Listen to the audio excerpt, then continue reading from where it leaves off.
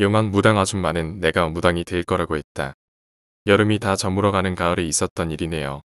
밖에서 놀다가 저녁에 집으로 들어오니까 엄마 친구분이 우리 집에 오셔서 아들이 따로 사는데 이상하다고 말도 안 듣고 행동도 이상하고 속상해 죽겠다고 하시면서 하소연하고 계시더군요.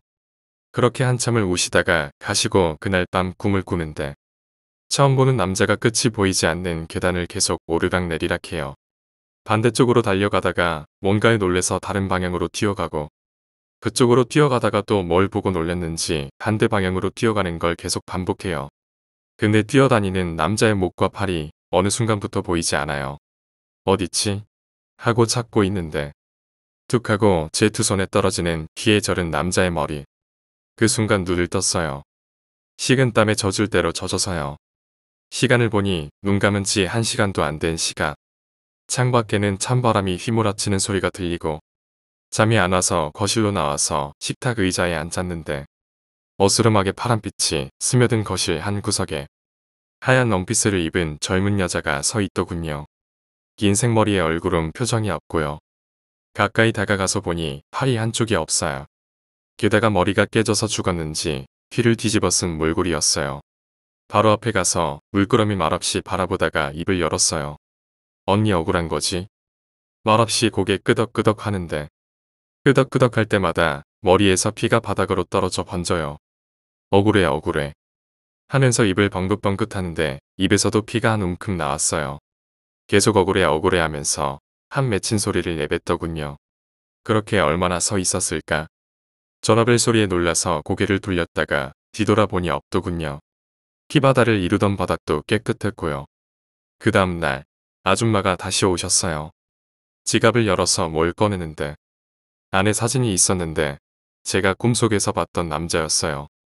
게다가 남자 사진 안에 어젯밤에 봤던 여자 귀신이 남자를 노려보고 있더군요. 그날 밤 엄마랑 저 어디 좀 가려고 택시 잡으려는데 아줌마가 지나가시다가 태워다 준다고 하셔서 타고 가는데 아줌마가 아들네 집에 들러서 뭐 갖다 주려고 하는데 잊어먹은 거예요. 그래서 중간에 차를 세우고 공중전화로 전화를 하는데 전화를 안 받아요. 어제도 봤던 아들이지만 아줌마가 느낌이 안 좋다고 아들네 집에 먼저 들러야겠다고 해서 가게 됐는데 아파트 1층 계단에서 아들이 사는 집 앞까지 제게만 보이는 일정한 핏자국이 보이더군요. 아줌마가 벨을 눌러도 반응이 없어서 문을 따고 들어갔는데 목을 맨 방 안에는 열린 창문도 없었는데 아들 목매단 채로 살랑살랑 흔들리고 있었대요. 두 분한테는 보이지 않지만 제 눈에는 누가 흔들고 있는 건지 잘 보이더군요. 아들이 목을 매달았는데 아들 목에 그 여자 귀신이 한쪽 팔 하나로 목을 뚫은 후에 흔들고 있었어요. 살랑살랑. 아줌마랑 엄마 아들 줄 끊어서 내리고 신고하고 병원으로 늦지 않게 데리고 가서 목숨을 건졌는데 정신이 나가서 정신병원 입원 치료를 받게 됐죠. 엄마가 병문안 간다고 하셔서 따라갔어요. 눈에 띄게 헬쑥해진 아들이 휠체어에 실려서 나오는데 아들 목에는 여전히 그 여자 귀신이 아들을 노려보면서 목을 휘감고 있더군요. 얼마나 한이 컸는지 옆에만 가도 한기가 가득했어요. 병문안 가고 사흘 지나서 아들 자살했어요. 그 여자가 왜 아들한테 원한을 품었는지는 아들만 알 거예요. 제가 그 여자 귀신한테 물어도 대답을 안 해줬거든요. 아들 자살하던 날 밤에 꿈을 꾸는데 한쪽 팔 없는 여자 귀신이 피를 뒤집어 쓴 그 얼굴로 희죽 웃으면서 하나 남은 팔로 뭔가를 질질 끌고 가요. 뭐지 하면서 보니까 아줌마 아들의 목에 밧줄을 매달아서 피로 물든 도로 위로 끌고 가면서 희죽희죽 웃더군요. 10살 때 신열 때문에 며칠 끙끙 앓고 있는데 신기에 의한 열이라 약 같은 거 소용이 없어서 알고 지내는 무당 아주머니가 저 데리고 경상도 어느 지방에 훌쩍 데리고 가셨거든요. 아주머니가 잘 알고 지내시는 스님의 절에서 며칠 묵고 가기로 하고 지내던 셋째 날이었어요.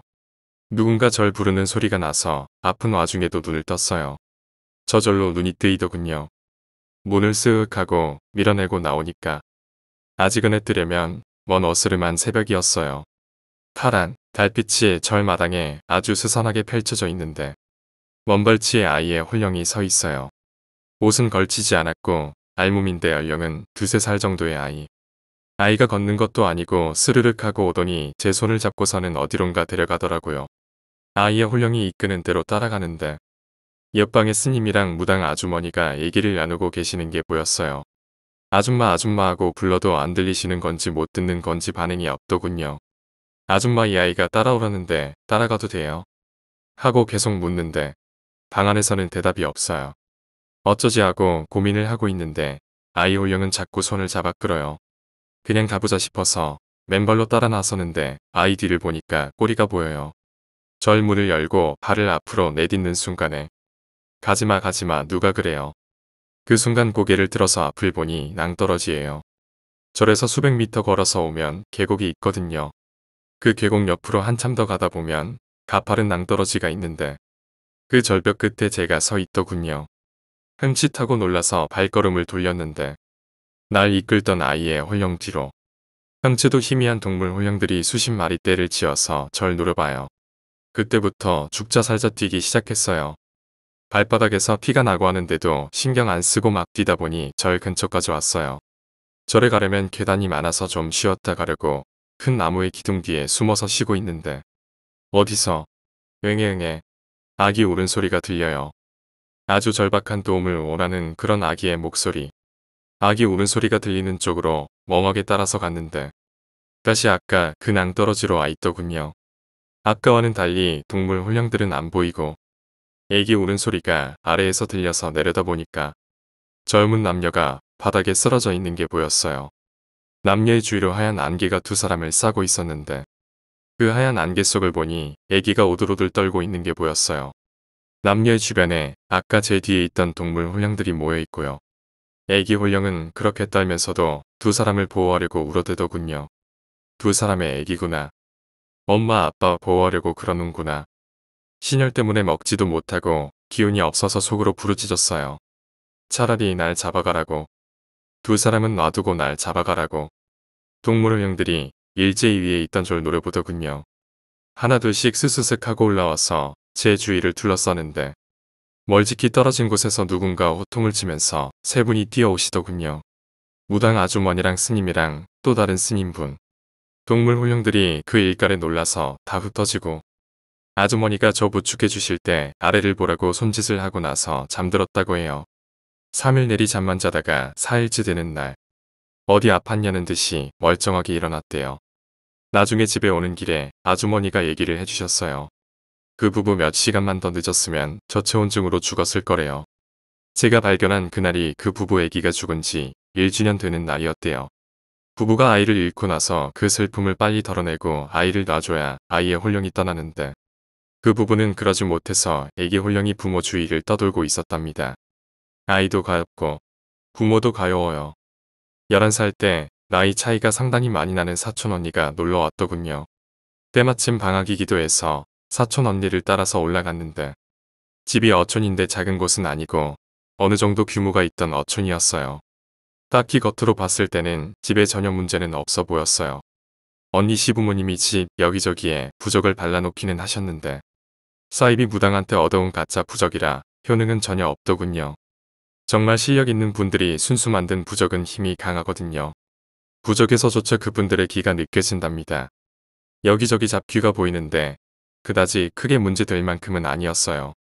언니가 방을 배정해줘서 가방을 풀고 나와서 여기저기 둘러보는데 아무리 둘러봐도 집이나 집터는 문제가 없어 보였어요. 일단은 밤이 되길 기다려보기로 했어요. 밤이 되고 9시 정도 돼서 밖에서 빵빵하고 차 경적 소리가 들려서 밖으로 나갔어요. 소형 트럭차가 마당으로 들어오는데 형부가 상당히 피곤한 안색이에요. 차 안을 본 제 인상이 아주 험악하게 일그러졌더라고요. 분명히 튀어 있어야 할 옆자리에 분홍색 니트를 입은 긴 생머리의 눈 한쪽이랑 머리 윗부분이 없는 여자 귀신이 형부를 노려보고 있어요. 남은 한쪽 눈으로 안구를 이리저리 굴리면서요.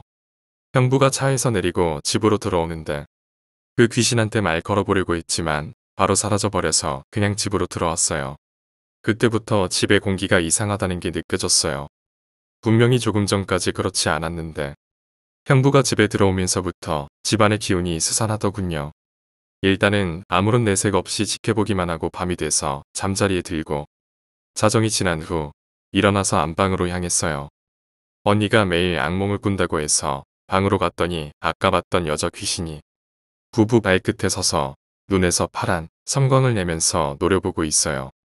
무슨 사연인지 물어도 저를 한번 볼 뿐 계속 언니 부부를 노려보기만 해요. 그대로 밖으로 나와서 집 주위를 둘러보는데 낮에는 아무렇지 않던 집이 흉가의 기운을 띄우고 있더군요. 문득 집 안에 들어가 봐야 한다는 느낌 때문에 집 안으로 들어가 안방으로 향하는데 안방 옆에 화장실이 붙어 있거든요. 화장실 문이 활짝 열려 있는데 화장실 안에 욕조 안에 검은 관이 하나가 놓여 있어요. 아까는 못 본 하얀 소복을 입고 있는 백발의 할머니가 아주 앙상하게 뼈만 남은 손으로 관을 열심히 닦아요. 알아들을 수 없는 소리를 웅얼웅얼하면서요. 처음엔 무슨 소리인지 몰라서 집중을 해서 듣는데 우리 사위 누울 자리 이란 소리예요. 제 눈앞에 아까 여자 귀신이랑 백불만 드러낸 관 닦고 있던 할머니 귀신이 제 앞에 서서 노려보면서 말해요. 방해하지 마라. 뒤로 발걸음질 치면서 화장실 안을 들여다보니 분명 아까는 한 개였던 관이 두 개가 되어 있더군요. 무슨 일이냐 사연을 말해보라 하는데도 방해하지 말라고만 할 뿐 답을 하지 않더군요. 이내 귀신들 사라지고 방에 가서 뜬 눈으로 지새우는데 어떤 무거운 물건을 질질 끌고 가는 소리가 들려요. 제가 있던 방이 거실이 한눈에 보이는 방이었는데 아까 본 두 귀신이 관을 하나씩 끌고 나가요. 답답한 마음에 밖으로 나왔는데 트럭 뒤에 있죠. 거기에 관 두 개가 나란히 이어져 있어요. 귀신은 보이지 않았고요. 집으로 들어오는데 차 경적 소리가 울려요. 뒤돌아보는데 두 귀신이 나란히 운전석에 앉아서 눈에서 파란 섬광을 뿜어내요. 원한에 사무친 그런 기운들. 집 안으로 들어와서 뜬 눈으로 밤을 새우고 아침이 돼서 언니와 형부를 불러서 오늘 어딜 갈 거냐고 물었더니 어디 간대요. 오늘은 집에 있으면 안 되느냐 했는데 안 된다고 해요. 그렇게 가지 말라고 해도 약속이라 가야 한다고 해서 못 잡고 보냈어요. 저는 언니 친구가 와서 돌봐주기로 했어요. 그날 밤 새벽 2시 30분경이었어요. 밖에서 소리가 들려서 나가보니까 그 두 귀신이 악을 질러요. 하나가 모자란다고 하나가 모자라 하면서 방향을 질질질 끌고 사라지더군요. 다음날 아침에 전화가 왔는데 고속도로에서 사고로 차가 전복됐대요. 사망했다고 해서 일가 친척들 다 병원에 모이고 병원에 도착했는데 형부 시신은 있는데 언니만 없어요. 어떻게 된 거냐 하고 난리 났는데 그 순간 언니가 멀쩡하게 걸어 들어오더군요. 언니만 중간에 볼 일이 있어서 도중에 내렸대요. 장례 치르고 내려오던 날 언니한테 그 집에서 나오라고 했어요. 장례 치르는 며칠 내내 집 앞에 관 하나를 놓고 두 귀신이 노려보고 있더군요. 근데 사촌 언니 제가 떠나고 며칠 후에 그 집에서 자살했다고 해요. 대체 무슨 원한이 있어서 그런 건지 지금까지도 모르겠네요. 물놀이에 관한 이야기예요. 지금은 전혀 물놀이를 안 가지만 어릴 적에는 틈만 나면 물놀이를 하러 가곤 했어요. 친척들이 대부분 물가 근처에 사시기도 해서 강 근처로 물놀이를 왔는데 그 강에서 좀 오래 걸으면 폐허가 된 학교가 있었어요. 대학생들이 강에 물놀이하러 왔다가 폐교에 가서 놀고 가기도 했는데 언제부터인가 발길이 뜸해지기 시작해서 찾는 사람도 거의 없진 곳이에요. 동네 애들이랑 재밌게 놀다가 어두운 저녁이 돼서 집으로 들어가는데 옆집에 살던 고등학생 오빠가 친척 집으로 들어왔어요. 젊은 일행들이 놀러 왔다고 나중에 마을로 초대해서 같이 놀면 좋겠다고 하시더라고요. 자기가 추천해준 장소에 텐트를 치는 것까지 보고 왔다고. 내일 오전에 가보자고 하고서 갈 길 가고 밤이 되고 나서 옆집 오빠가 볼 일 있어서 나갔는데 새벽 2시가 돼도 안 오니까 동네 분들 다 깨워서 찾으러 다녔어요.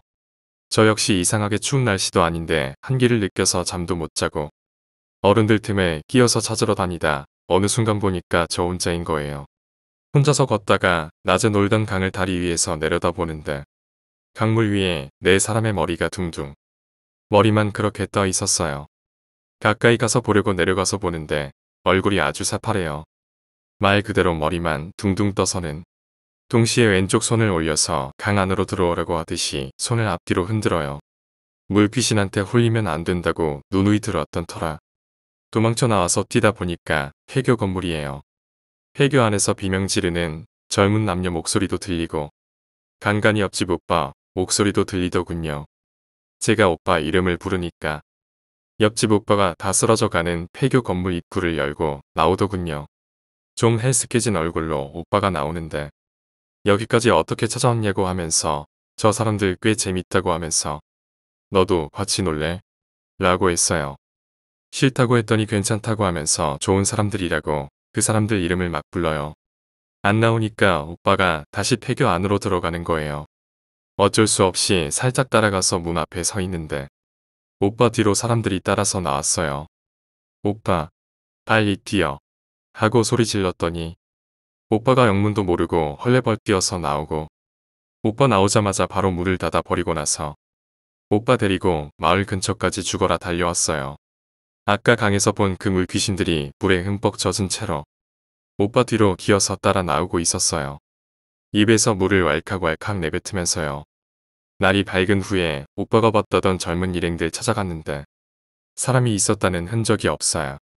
내가 본 귀신들 옷이라던가 생김새를 말하니까 그 사람들이 맞대요. 자기가 강가 근처에 안내해 준 사람들이라고 했어요. 귀신한테 홀린 거죠. 나중에 이장님께 물어보니까 오래전에 물놀이 왔다가 죽은 젊은이들 있었다고. 몇 년을 주기로 그 일행들 보는 마을 사람들이 간혹 있었는데 올해도 그런다고 한숨만 푹푹 내쉬었어요. 솔직히 제 경험담이 직접 겪어보지 않으시면 픽션이라고 생각될 만도 해요. 어릴 때 같이 자라온 같은 동네 중라고 친구들 말고는 다들 잘 안 믿거든요. 지금은 신기가 없어서 어릴 적 마냥 그들의 존재를 보거나 대화를 나누거나 하는 그런 일은 못하지만 귀기는 어느 정도 느끼거든요. 그래서 전 흉가 같은 건물에 안 갑니다. 갔다 오면 몸이 좀 힘들어요. 경험담 나갑니다. 엄마하고는 동창인 친구분이 계시는데 그분한테 딸이 하나 있었어요. 남자한테 버림받은 충격 때문에 반 미쳐 있었어요. 웅유병 증세도 좀 있었고요. 아주 가끔씩 엄마랑 만나서 이야기 나누고 가시는 분이었는데 딸 요양시킨다고 공기 좋은 곳으로 이사를 갔어요.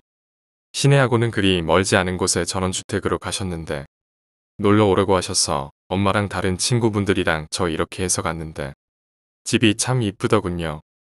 앞에 자그마한 텃밭도 있고요. 아줌마가 아주 기분이 좋아 보이셨어요. 요새 우리 딸이 상태가 많이 좋아져서 혼자서 병원도 간다며 기분이 좋으시다면서 친구분들이랑 얘기 나누고 하시는데 그때 대문이 끼익하고 열리면서 20대 초반의 따님이 들어왔어요. 되게 곱게 생기셨더라고요. 눈가에 한기가 서려 있고요. 산책 갔다 오는 길이라고 하면서 어른들에게 인사하고 들어가는데 갑자기 기분이 나쁘더군요. 언니 머리에 희뿌연 기운이 뭉쳐있는 게 보이더라고요. 정말 너무 기분 나쁜 명치더군요. 아줌마가 묻고 가라고 하시는데 다들 가신다고 하세요. 전 아줌마 따님 상태가 너무 걱정돼서 하루 묵고 가겠다고 하니까 엄마는 볼 일이 있어서 남을 수도 없는 상황이고 해서 아줌마가 시내에서 그리 멀지도 않으니 자기가 내일 데려다 준다고 하셔서 저만 남겨두고 다들 가시고 언니 옆방에 방을 주시더군요. 침대도 있고 작은 책상도 있고 누워있는데 갑자기 소나기가 후드득 떨어지면서 먹구름이 잔뜩 몰려오더군요. 맑았던 하늘이 이내 어두워지면서 비는 후드득 떨어지고 저녁까지 얻어먹고 TV를 보다가 언니 옆방에 가서 잠깐 졸았다가 무슨 소리에 눈을 떴는데 한기의 귀기까지 느껴지더군요. 벽에 걸린 시계를 보니까 자정이 살짝 넘어간 시간이더군요. 언니가 있는 방에서 속닥속닥 하는 소리가 들려서 방문을 열고 나와서 보니까 언니 방문이 열려 있어요. 안을 들여다보니까 비어있고요. 이미 집안에 불은 다 꺼져 있고 아무도 없던 방 안에서 들렸던 소리. 그 소리가 1층에서 다시 들려요. 조용조용 내려갔는데 1층 중간 계단에서 더 내려가지는 못하겠더군요. 거기서 서서 보면 1층 내부가 다 보이는 구조인데 불은 다 소등된 어두운 거실 꺼진 TV 앞에 언니가 앉아있는데 꺼진 TV 화면을 보면서 리듬에 맞춰서 고개를 까딱까딱해요. 왼쪽 오른쪽 TV 모니터를 자세히 보니까 화면에 언니 얼굴이 아니라 쇼트커트 머리에 젊은 여자가 있어요. 귀신은 가만히 언니를 노려보고 언니는 계속 그렇게 까딱까딱 하더니 몇 분 지났을 무렵에 갑자기 벌떡 일어나서는 히히하면서 자기 방으로 달려가는데 제가 계단에 있는 걸 본 건지 만 건지 달려가서는 문을 쾅 하고 닫아버려요. 멍하니 언니 방을 보다가 고개를 돌렸는데 제 옆에 TV 화면에 봤던 그 여자 귀신이 하얀 옷을 입고서 언니 방 쪽을 보더니 스르르 사라져요. 그렇게 뜬 눈으로 밤을 새우고 다음날 아침 비는 안 오는데 먹구름 때문에 어둡고 바람도 많이 불었어요. 나가니까 언니 병원 간다고 차비를 하고 있어요. 갔다 오겠다고 하고서 나가는데 너무 느낌이 안 좋은 거예요. 아줌마한테 언니 어느 병원 가냐고 물었더니 영 병원이라고 하세요. 제 몸이 이건 아니다. 아니다라고 하는데 꼭 따라가야 할 것 같았어요. 아줌마한테 잠깐 밖에 나갔다 온다고 하고 슬쩍 그 집을 나와서 언니가 간 방향을 찾고 있는데 멀찍이 걸어가고 있는 언니가 보여요. 거리를 어느 정도 두고 슬쩍 따라가는데 영병원이라는 간판이 있는 곳에서 반대 방향의 산길로 들어가더라고요. 등산객들이 주로 이용하는 길인데 거기로 들어가는 거예요. 한참을 그렇게 올라가다가 이번에는 옆에 수풀이 우거진 비포장 길로 들어가는데 신발이 진흙탕에 푹푹 빠지는 걸 모르는 건지 정신없이 가더라고요. 그렇게 한참을 들어가는데 육중한 철문이 보이고 출입금지라는 푯말이 보이는데 낡은 상태로 봐서는 아주 오래된 곳으로 보이더군요. 그 철문을 밀고서는 안으로 들어가는데 저도 몸이 따라가려고 하니까 따라 들어가는데 녹슨 철문에 끼익끼익 하는 소리. 병원 터더군요. 표지판에 병원이라는 표식만 남아있고 3층으로 지어진 상당한 규모의 병원이었듯 싶은데 완전 폐허가 된 병원이었어요. 주인은 자랄 대로 자란 잡초의 숲으로 우거져 있고 깨진 창문에 여기저기서 들리는 녹슨 철문 소리에 아까 들어간 언니는 보이지 않고 짓궂은 날씨 탓에 한기도 자욱했고요. 언니 이름을 부르려고 하는데 부르지 말래요. 부르면 안 된다고 조용히 1층 쪽을 보는데 빈 휠체어에 언니가 앉아 있었어요. 안개가 좀 짙어지는가 싶더니 목에 밧줄을 건 흰 가운의 남자 귀신 뒤로 어젯밤에 봤던 짧은 머리의 여자 귀신이 서 있었어요. 안개가 점점 연해지기는커녕 짙어지는데 눈에 보이는 귀신이 한둘이 아니더라고요. 사람이 함부로 찾아가면 안 되는 폐건물 같은 곳이었어요. 조용히 뒷걸음질 쳐서 세문을 열고 밖으로 나와서 길까지 뛰어나와 숨을 골랐어요. 세상에 언니 말이죠. 그 언니. 길목 옆에 보면 아주 커다란 나무가 있거든요. 거기에 목을 매달았어요. 다시 아까 봤던 그 병원 쪽 길을 찾아보는데 길이 없어요. 제가 본 건 언니의 마지막 가는 길이었어요. 망자가 가는 길을 보는 사람은 말을 하면 안 된다고 하던 무당 아주머니의 말이 생각나면서 만약 제가 그때 언니에게 말을 걸었다면 어찌 되었을까요? 당시 이 일 때문에 한동은 말없이 살았었어요. 12살 때 10월 마지막 주에 있었던 일이네요. 일요일 오전에 친척 결혼식이 있어서 부산에 거주하는 다른 친척분들과 함께 올라와서 잔치를 치르고 하루 더 묵고 내려가려고 하는데 사촌 언니가 자기는 일이 있어서 먼저 내려가야 한다고 해서 내려갈 차비를 하는데 혼자 보내면 안 된다고 말을 하는 거예요. 신기가 강하게 발동하거나 뭔가 불미스러운 일이 생길 것 같은 경우엔 항상 몸이 먼저 제게 말을 걸어오거든요. 그날도 그렇게 몸이 말을 하더군요. 내가 따라가겠다고 하니까 처음에는 언니가 그냥 남아있으라고 하는데 혼자 보내면 안 된다고 막 그러는 거예요. 안 조르는 애가 계속 가겠다고 고집 부리니까 어른들도 언니 혼자 보내기 좀 그랬는지 데려가서 같이 하루 지내라고 하시면서 절 붙여서 보냈어요. 사촌 언니는 어쩔 수 없다는 듯이 저 태우고 자기 차를 몰고 저녁에 출발을 했어요. 그렇게 한참을 고속도로를 타고 내려오는데 제가 깜박 졸았어요. 머릿속에서 누가 일어나라고 막 호통을 치는 순간 눈을 떴는데 언니가 없어요. 불 꺼진 차 안에 저만 덩그러니 있고 시계를 보니까 자정 12시 20분이더군요. 차에서 내리려고 하는데 차 뒷좌석에 굉장히 곱상하게 생긴 처녀 귀신이 앉아 있더군요. 머리를 곱게 닦고 하얀 소복을 갖춘 모습에 입을 다물고 있고 눈동자는 없었어요. 50년대 살던 분이시더군요. 제가 하는 말에 대답만 하는데 같이 있던 언니 보지 못했냐고 물으니까 손을 들어서 한 방향만 가리키는데 굉장히 두려워해요. 가리키는 쪽을 보니 언덕 아래 작은 마을이 있더군요. 같이 가달라고 하니까 굉장히 무서워하면서 고개를 내줬더니 사라져요. 그 깜깜한 밤에 언덕 아래로 내려가는데 한기가 팍 하고 절 치고 지나가더군요. 마을 입구에 들어서서 조용히 언니를 찾는데 언니가 멀찍이 어떤 여자분이랑 남자분이랑 서 있는 게 보여요. 언니를 본 순간 막 뛰어가서 언니 손을 잡고 무작정 뒤돌아서 뛰기 시작했어요.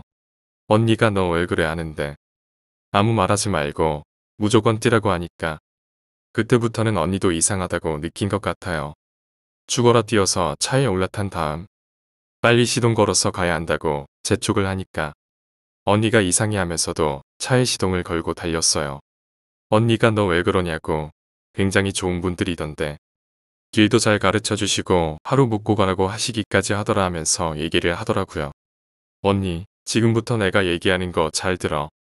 아까 언니가 있던 마을이 아니야. 언니가 무슨 소리 하냐고 해요.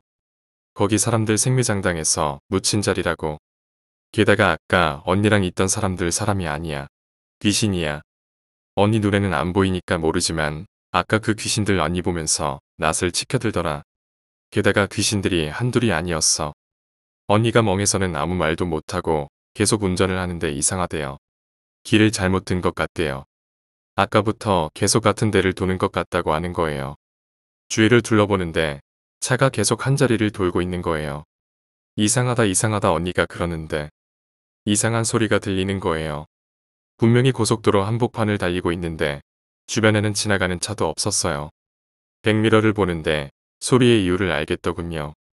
언니가 모는 자동차 뒤로 아까 언니 옆에 있던 귀신 하나가 손에 낫을 들고 차 뒤로 따라왔어요. 따라오는 게 아니라 쫓아오고 있었어요. 쫓아오면서 하는 말이 다 죽여버린다, 다 죽여버린다 이래요. 계속 한 자리만 도니까 언니 미치려고 하는데 저 앞에 멀찍이 휴게소가 보였어요. 휴게소에 차를 세우고 언니 얼빠져 있는데 이상해요. 아직도 귀기가 사라지지가 않더군요. 언니 손을 보니까 한복 고름 있죠. 아주 오래된 전에 핏자국이 있는 고름 한쪽 부분을 손에 쥐고 있어요. 물어보니까 아까 그 귀신들이 준 거라고 했어요.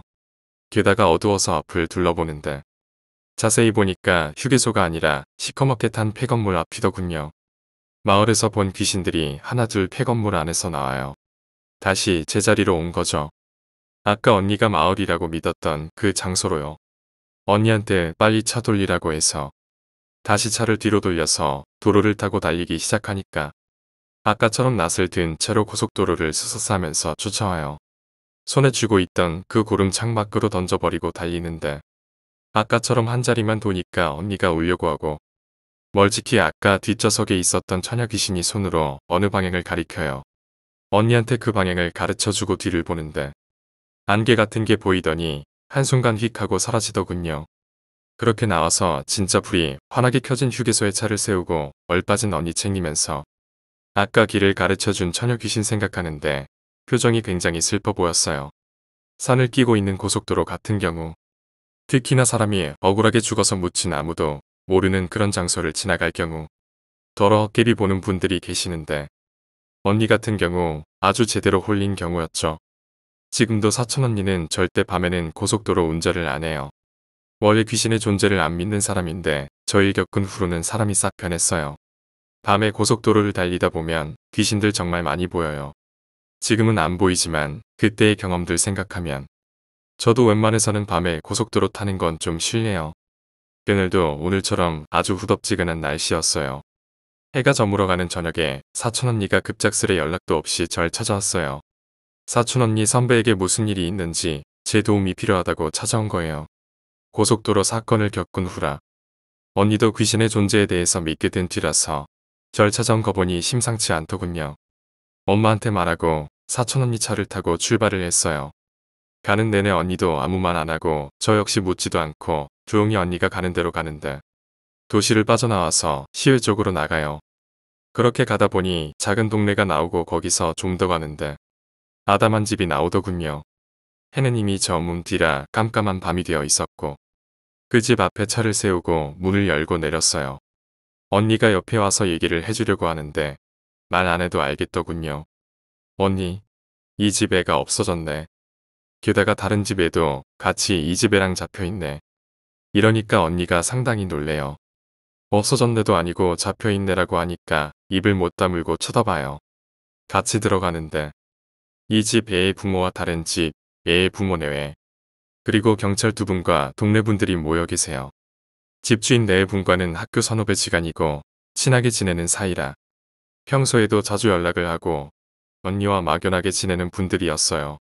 애들이 어제 오전에 나가서 지금까지 돌아오지 않아서 찾으러 다녔는데 못 찾으니까 언니가 혹시나 싶어 절 데리고 와 본 거죠. 언니와 제가 방에 들어가 앉자마자 동네 분이 뛰어들어 오시더니 자기 민박집에 묵고 있던 남자 셋이 안 보인대요. 막 웅성웅성하는데 제 눈에 개가 보여요. 대문 밖으로 개 한 마리가 와서 꼬리를 쳐요. 일어나서 대문 앞에 서서는 이 집 개가 이렇게 생겼냐고 물으니까 주인 네 분이 우리 집 개가 맞대요. 어디 있냐고 하는데 내가 바로 앞에 있지 않느냐고 하니까 못 봐요.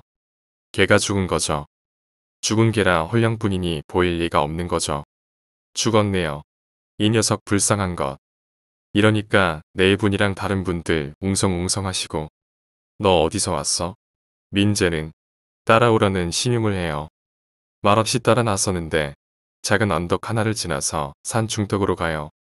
그 산 중턱에 폐교가 하나 보이더군요. 폐교를 100여 미터 남겨두고 개가 더 이상 가지를 못해요. 힘없이 두세 번 짖더니 스르르 사라져요. 동네 분들이랑 없어진 애들 부모분들 따라 올라오시는데 폐교를 보자마자 뒷걸음질 치시더군요. 낮에도 너무 음산하고 귀신 봤다는 사람이 너무 많아서 허난 낮에도 얼씬도 안 하는 곳이라면서 무섭다고 못 가겠다고 하세요. 이미 자정이 다 된 시간이라 폐교 분위기는 말할 수 없이 아주 음산했어요. 밤에 저 정도면 저분들이 낮에도 얼씬 안 하다고 말씀할 만도 하실 만큼 참 무섭더군요. 주변에 깔려있는 안개에 얼마나 한기가 강한지 애들이 저기 있는 것은 확실했기 때문에 따라오실 분은 따라오시라고 말하려고 마을 분들을 향해 뒤돌아서는데 경찰분 옆에 50년대 여자분이 입는 농치마에 단정한 블라우스를 입은 여자 귀신이 서 있더군요. 얼굴은 없어요. 그저 뚫려있는 입으로 우물우물하듯이 말해요. 근데 무슨 말인지 알아들을 수가 없어요. 사람들 동요할까봐 조용히 할 얘기만 하고 폐교로 향하는데 폐교로 다가가면 갈수록 막 여기저기 아프더군요. 아주 녹슬대로 녹슨 철문을 열고 들어서는데 50m 전방에 있는 폐교가 마치 잡아먹을 것 마냥 눈앞에 서 있는데 정말 음산했어요. 제 뒤로 경찰 두 분하고 아이들 아버지랑 동네 남자분들 4분이 따라오셨는데 권장은 남자분들도 그 분위기에 압도돼서 주춤하시더군요. 폐교로 다가가면서 운동장 쪽을 보는데 애들 귀신이 여럿이 좌악 서서 이쪽을 보더군요. 근데 머리만 동동 떠 있는 형상이에요. 말없이 폐교로 들어서는데 마루된 복도 끝에 무명 저고리를 걸친 몸뚱이 스시둔하고 떠 있어요. 몸뚱이만요. 그저 말없이 폐교 안으로 한 발짝 한 발짝 들어서는데 무언가 쿵 하더니 복도로 떨어져요. 보니까 인상이 날카로워 보이는 낡을대로 낡은 중년 여자분 사진이에요. 뒤따라 오시던 분들 놀래서 경찰 한 분이랑 애들 아버지 되시는 분들만 남기고 다 도망을 가버리셨어요. 맨 끝에 교실로 들어서는데 애들 둘이 거기 있어요. 안색이 파래질 대로 파래져서 둘 다 정신이 나가서 헛소리만 해대고 있었어요. 어디선가 쿵쿵하는 소리가 나기 시작했어요. 다들 기겁하시고 애들 안아서 밖으로 나가는데 사람들 뛰는 속도와 똑같이 박자를 맞춰서 소리가 나요. 복도로 나와서 문 쪽으로 달리는데 분명 복도에서 나는 소리인데 텅 빈 복도예요. 적어도 다른 분들이 보기에는 그런 복도였지만요. 앞서 나가는 분들 다 나가시고 전 나가지 않고 첫 번째 교실로 들어갔어요. 거기에 개 시체가 있었거든요. 그 교실 앞에 죽은 개 홀령이 몸을 웅크린 채로 오들오들 떨고 있더군요. 안으로 들어가니까 피를 토하고 죽은 개 시체가 있어요. 그 녀석을 안고 문을 열고 밖으로 나오는데 바로 제 앞에 딱 서 있어요. 사진 속의 여자 귀신이 앞에 서서 노려보는데 입을 우물우물해요. 그렇게 한참을 노려보더니 스르르 사라지는 거예요. 밖으로 나와서 폐교 문 밖으로 나오니까 어른들이 절 기다리고 있더군요. 애들은 찾았는데 사라진 청년 3명은 못 찾아서 내일 찾기로 하고 동네로 내려왔어요. 집에 도착해서 애들 눕히고 개 사체는 잘 써서 한쪽에 넣고 경찰 두 분이랑 몇몇 마을 분들만 남아 있었어요. 애들 부모님들이랑 애들 중 하나가 정신을 차려서 경찰분이 남자 3명이랑 같이 간 거냐고 물었어요. 애가 힘없이 그렇다고 대답을 해요. 그 대답하고 나서 다시 쓰러져요. 사람들 풀어서 내일 찾아야겠다고 하는데 그러지 말라고 했어요. 찾아도 소용없다고 왜 그러냐고 묻길래 대답을 했어요. 먼저 민박한다는 아저씨에게 그 사람들 인상차게 물으니까 제가 본 사람들하고 똑같아요. 그 사람들 밤에 들어와서 하루 종일 방에서 안 나왔죠. 방에서 안 나오길래 하루 종일 자는 줄 알았는데 그 사람들 귀신이에요. 몇 간 말 안 해드렸는데 폐교에 갔을 때 쿵쿵쿵 소리 들으셨죠? 그거 그 귀신들이 낸 소리예요. 복도에 들어설 때 몸뚱이 쎄봤는데 나중에 나올 때 보니 쿵쿵쿵 하면서 쫓아오는데 없던 머리가 있어요. 그 귀신들 인상착의가 아저씨가 말한 남자 셋하고 똑같아요. 민박집 아저씨가 놀라서 헛소리하지 말래요. 그럼 지금 집으로 가보세요. 사람의 흔적도 없을 거예요. 애초에 그 집에 묵은 적이 없으니까요. 아저씨가 헐레벌떡 자기 집으로 가셔서는 혼절했어요. 정말 사람이 있었다는 흔적이 없어요. 손님한테 내주는 방은 아저씨가 자물쇠로 잠가 놓기 때문에 손님이 있으면 문이 열려 있거든요. 근데 애초에 자물쇠 열린 흔적이 없어요. 게다가 열쇠는 아저씨 바지 주머니에 있었어요. 귀신을 본 거죠. 게다가 밤새 잠 못 이루고 뜬 눈으로 지새우다가 동이 터오는 새벽녘에 귀신들이 우물우물하던 말이 무슨 말인지 알겠더군요. 내 거다 내 거다 내 거다 이 말이었어요. 애들을 살펴보니까 혼이 나갔더군요. 김이 돼서 혼이 없어요. 이미 아이들 혼은 자기 거다 그런 말이었던 거죠.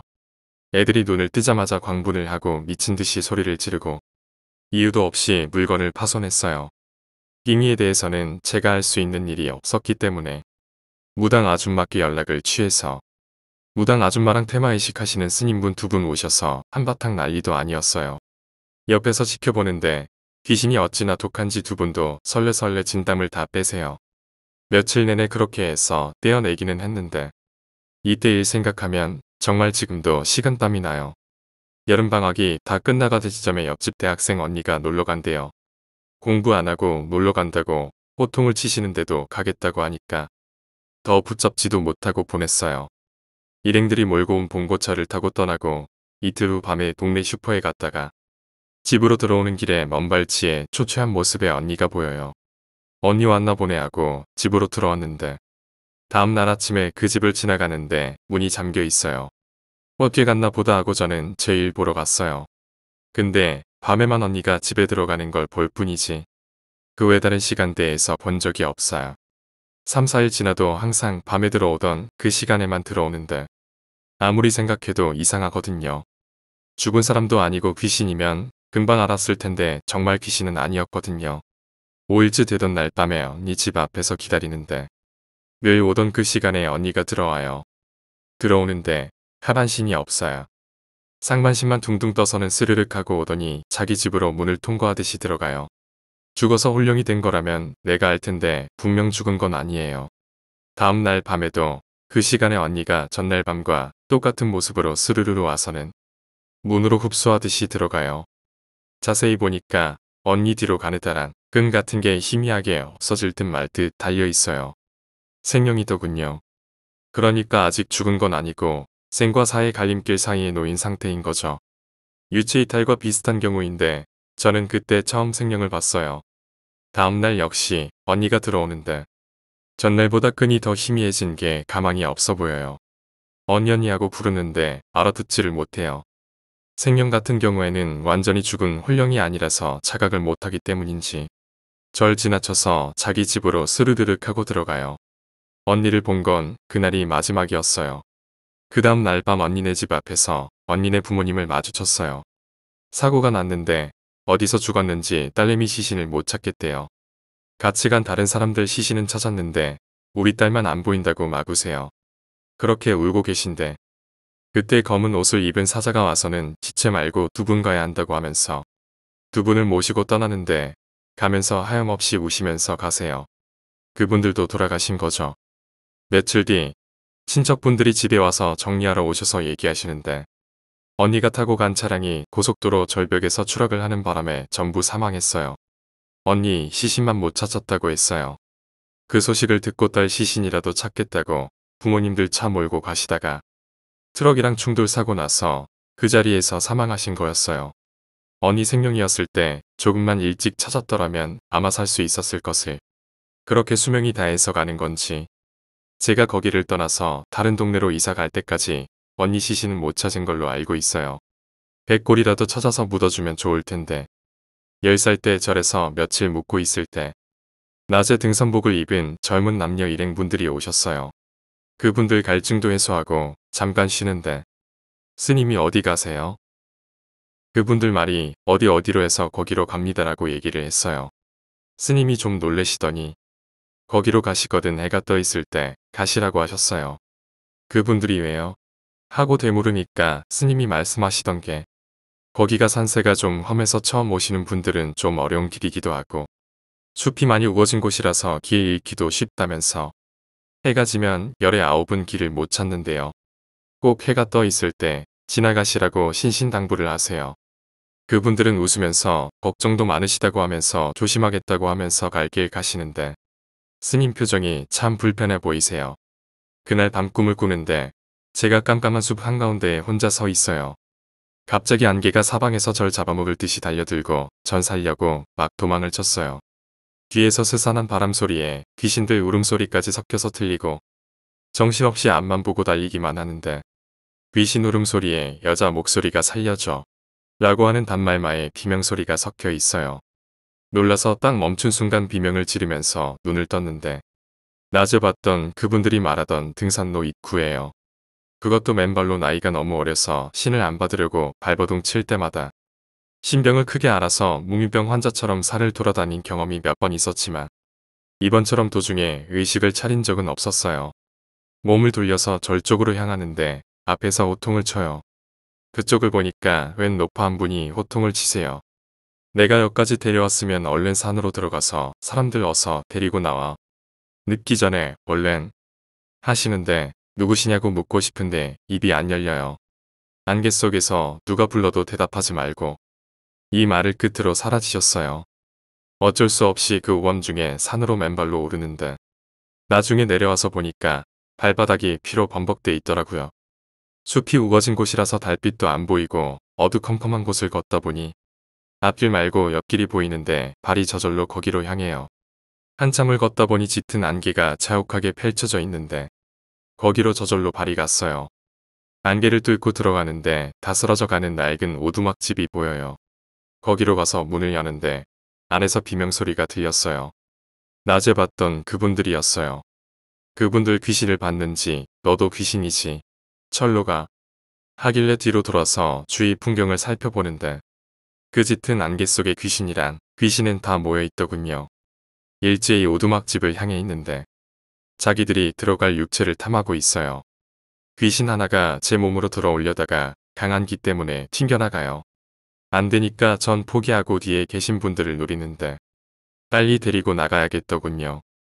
여차하고 시간을 오래 끌었다가는 뒤에 분들 비에 들까봐 서둘러야겠더라고요.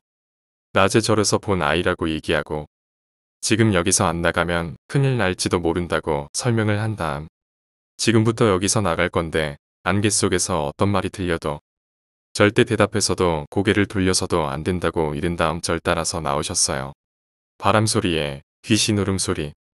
그분들에게는 아마 짐승 울음소리처럼 들리셨을 거예요. 뒤에서 따라오시던 분들 귀를 아예 틀어막고 묵묵히 따라오세요. 바람이 어찌나 세게 부는지 바닥에 있는 낙엽이 수시로 때리고 지나가는데 정신을 못 차리겠더군요. 한참을 그렇게 걸어서 아까 봤던 짙은 안개가 보이는데 터죽 귀신으로 보이는 귀신 하나가 떡하니 맞고 있어요. 일정한 형체는 없고 사람 형상의 검은 몸뚱이에 빨간 눈으로 쳐다보더군요. 말을 걸어오는데 말하지 말라던 노파의 얼굴이 팍 하고 떠올라서 순간적으로 열리던 입을 손으로 확 틀어막고 눈 딱 감고 안개를 지나서 나오자마자 다들 아래 길을 향해서 질주해 등산로 입구까지 내려오니까 새벽동이 터오기 전인데 스님 몇 분이 서 계셨어요. 제가 없어져서 찾으러 오셨는데 제 뒤로 낮에 보았던 일행분들이 반쯤 정신이 나간 채 한꺼번에 내려오니까 다들 놀라시고 발바닥 상처를 너무 심하게 입은 터라 스님 등에 엎여서 절에까지 와서 상처에 붕대 감고 쉬고 있었어요. 그 일행분들도 충격이 어지간하셨는지 절에서 하루내리 누워서 헛소리만 하셨어요. 그 다음 날 정신 차린 몇 분 얘기를 들어보니 다른 데서 놀다가 원래 낮에 가기로 한 장소를 야간 산행으로 바꾸고 가셨대요. 근데 가다가 보니까 아는 길이 안 나오고 그 오두막이 있는 길만 보여서 거기로 가는데 걸어도 오두막에서 맴돌더래요. 날은 이미 어두워졌는데 계속 오두막만 맴돌고 나중에는 지쳐서 바닥에 앉아서 쉬는데 등산복 차림의 여자분이 한 분 저 멀리서 오시더래요. 길 물어보려고 일행분들이 가까이 갔는데 얼굴이 없대요. 그러니까 달걀 귀신처럼 밋밋한 하얀 얼굴 게다가 손이랑 발도 없었대요. 다들 놀래서 막 도망을 쳤지만 서보니까 아까 그 자리. 게다가 아까처럼 등산복 차림에 얼굴 없는 귀신이 또 오고 있더래요. 그래서 어무러져가는 오두막으로 도망쳐 안에 모여서 모두 떨고 있는데 밖에서는 여보세요. 나와보세요 하고 여자 목소리까지 들리고 거기 더 오래 있었으면 다 미쳤을지도 모른다면서 얘기하시는데 정신을 제대로 못 차리시더구라요. 빨리 여기서 떠나고 싶다고 하셔서 그 일행분들 낮에 절에서 떠나시는데 어떤 남자 한 분이 절 보더니 씩 웃고 가세요. 다들 지치고 놀라서 무표정인데 그분만 너무 소름 끼치게 웃고 가요. 오싹하기는 했지만 아무것도 아닐 거라고 생각하고 발에 약 바르고 자는데 꿈에 그 노파분이 나타나셔서는 하나를 못 구했네 어쩌지 하나를 못 구했네. 불쌍한 것 잡으러 가야 한다 잡으러. 라고 하셨어요. 그 순간에 잠에서 깼는데 그 남자분의 미소의 의미를 뒤늦게 깨달았어요. 그 남자분 귀신의 시였던 거죠. 거기서 나올 때 이미 씌어있던 채로 나오신 거죠. 이미 떠난 뒤라 어디 사시는 분이지도 모르는데 지금쯤 어떻게 살고 계실지 모르겠네요. 다른 생일이라서 중학교를 1년 일찍 들어갔으니 중1 때 경험담이네요. 여름방학 시작하던 날 한 친구가 절 불러요. 왜 그러냐고 하니까 다음 주에 사촌 언니랑 오빠 그리고 다른 친구들 몇 명 모여서 강원도에 친척 사는 곳에 오래된 피교로 놀러가서 며칠 지내려고 하는데 저도 같이 가자고 해요. 자기 언니랑 오빠가 가니까 부모님한테는 허락만 받으면 된다고 얘기를 하는데 솔직히 이 친구가 저랑 그다지 친한 애도 아닌데 인겨붙는 게 이상하거든요. 중학교를 중마고 친구들하고 같이 들어왔는데 그 중에 한 친구가 저 친구한테 말을 한 모양이에요. 귀신을 볼 줄 안다고. 이미 폐교에서 대인 일도 많고 흉가 중에서도 가장 위험한 축에 속하는 건물 중에 하나가 폐교이기도 해서 생각 없다고 말하고 나와서 그놈의 입 가벼운 친구 만나서 한바탕 설교하고 집으로 왔어요. 책가방 내려놓고 더위에 지쳐서 대자로 뻗어서 낮잠을 쿨쿨 자는데 꿈이에요. 얼굴은 없어요. 낡은 삼배옷을 입은 몸뚱이가 양손으로 쟁반을 들고 있는데 쟁반 위에 뭔가가 있어요. 멀찍이 떨어져 있는데 갑자기 팟하고 제 앞에 순식간에 와서 서 있어요. 손에 들고 있던 쟁반을 제 앞에다 불쑥 내놓더라고요. 비명을 지르면서 눈을 떴는데 잠든 지 채 1시간도 안 된 시간이었어요. 고개를 절레절레하면서 아무리 생각해봐도 쟁반 위에 놓인 건 사람 머리였어요. 처음 보는 사람의 머리가 쟁반 위에 놓여 있는데 눈을 뜨고서 절 노려보더군요. 다음날 귀신 본다는 걸 얘기한 친구랑 저더러 같이 가자고 했던 친구가 같이 온 거예요. 중마고 친구를 주연이 다른 친구를 희진이라고 칭할게요. 주연이가 자기도 가기로 했는데 같이 아무 생각 없이 놀러 가자라고 얘기하는데 솔직히 희진이라는 친구한테 다른 뜻이 있다는 걸 아니까 기분 좀 나쁘긴 했지만 안 간다고 할 줄 알았는데 바로 간다고 따라가 주겠다고 하니까 얘네들도 많이 놀랐나 봐요. 꿈에서 봤던 머리가 희진이 머리였거든요. 너무 불길해서 따라가야겠다는 생각에 같이 가기로 한 거였어요. 당사자한테는 놀랄까봐 말은 안 했지만 가기로 한 월요일 아침에 모두 모여서 희진이 언니 오빠가 몰고 온 차를 타고 출발을 해서 오후에 강원도 친척집에 도착을 했어요. 그곳은 시골인데 사는 가구도 몇 가구 안 되고 외진 곳에 있었어요. 원래 거기 사는 희진이 친척분들이 갑자기 여행을 가버린 바람에 텅 빈 집 열쇠만 주고 가셨는데 내일부터 폐교에 묵기로 했던 일정을 앞당겨서 일찍 가자고 하는데 전 싫다고 해서 저랑 주연이 다른 친구 하나는 남고 나머지는 폐교 쪽으로 갔어요. 내일 데리러 온다고 하면서요. 다음날 아침 기다리는데 아무도 안 와요. 점심이 지나도 오후가 다 지나가도록 데리러 온다던 사람들이 안 와요. 해가 다 저물어서 저녁이 다 되어가는데 너무 불길한 기운이 뻗치는 거예요. 막 손발이 덜덜 떨렸지만 제 머릿속에서는 계속 거기로 가야 한다고 하더라고요. 남은 친구들한테는 옆집 어르신 불러서 신고하라고 일 생겼다고 했어요. 읍내로 가서 경찰 불러오라고 남겨놓고는 저는 안내하는 사람도 없는데 미친 듯이 어디 있는 줄도 모르는 폐교를 향해서 갔어요. 말 그대로 제 의지와는 상관없이 몸이 먼저 가는 거예요. 한참을 걸어서 작은 언덕이 보이는데 거기로 쭉 올라가니까 딱 보기만 해도 엄청 낡아 보이는 폐교가 금방이라도 쓰러질 듯이 서 있어요.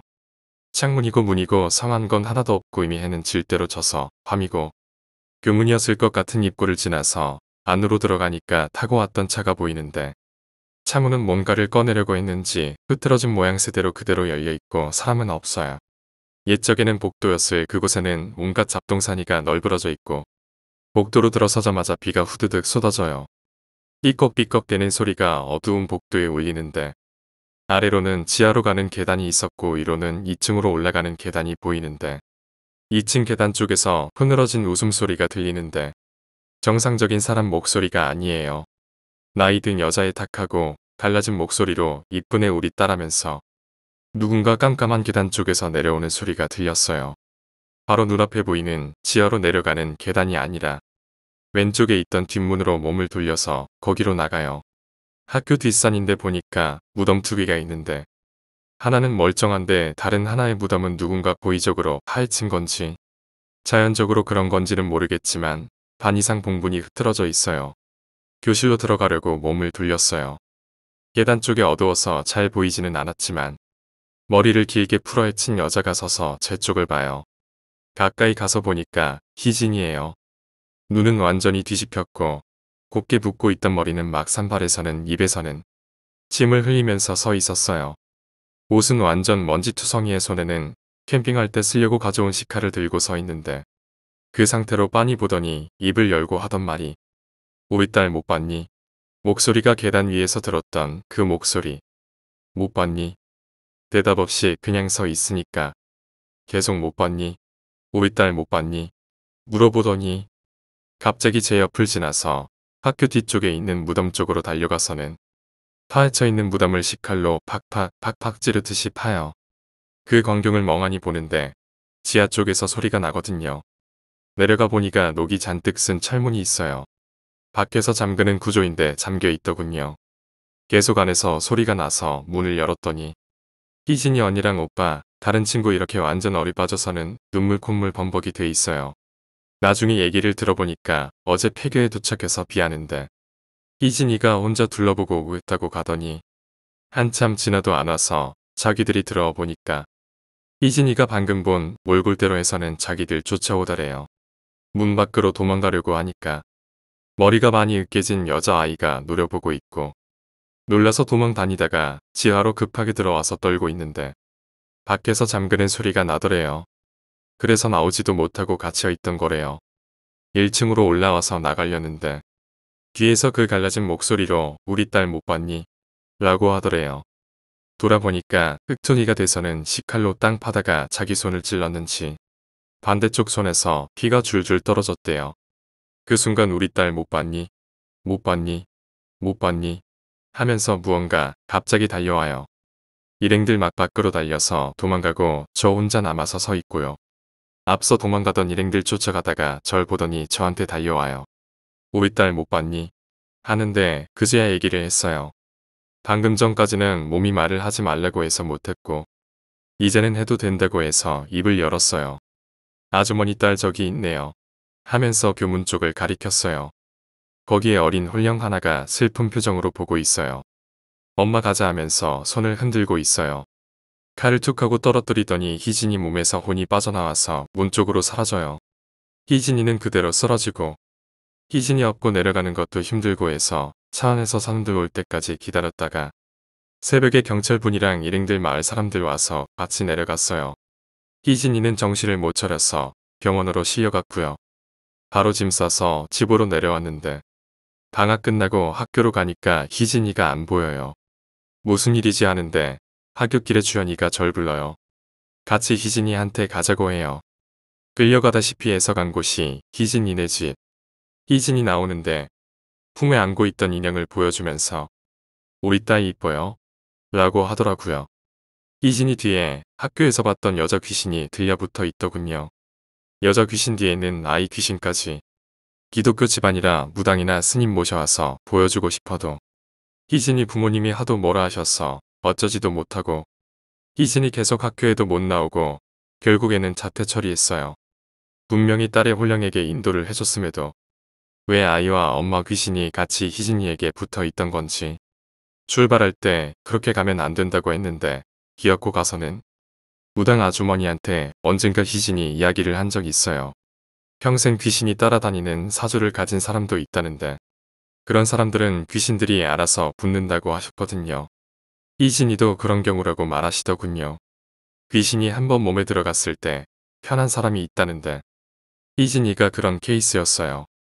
평생 고달프게 살아야 한다고 하셨어요.